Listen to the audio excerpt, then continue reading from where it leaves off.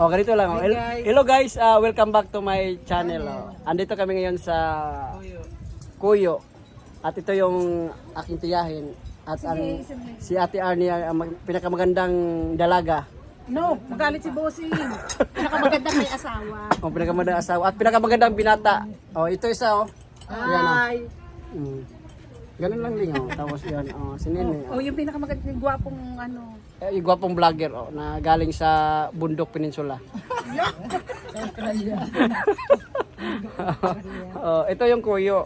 Oh, ito yung kuyo. Ay, oo nga, ano, ito yung kuyo. Ito. Oh.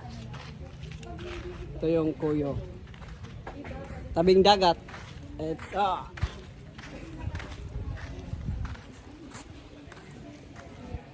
Ito, merong ano dito. So, oh, ang ganda. Fair Kuyo since 1987. Okay. So, ang ganda ng dagat. Ang ganda ng dagat. Oh. Wow, ang ganda ng dagat.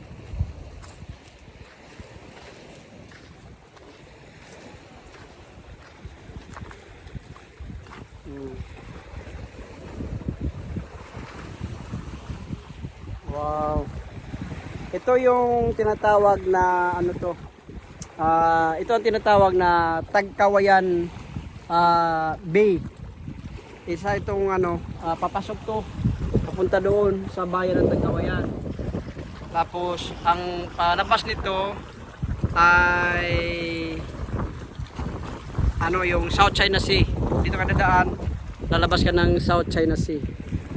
Okay, so yung kabila naman, yun ay papuntang Bilyasya. Ibang resort yun nandun. Okay, so sa gabi daw dito, maganda daw ito sa gabi. May mga table nilang inilagay din dito. Tapos yung mga ilaw. Yun o, mga ilaw. Kaya okay naman dito sa gabi. Pag mayroon kang mga kasama, magpag-date. Dito, nag-offer din sila ng ano, ng mga alak. Iba-iba klaseng alak. So, ito po, Kuyo, Tagkawayan, Quezon Province. Maraming salamat po.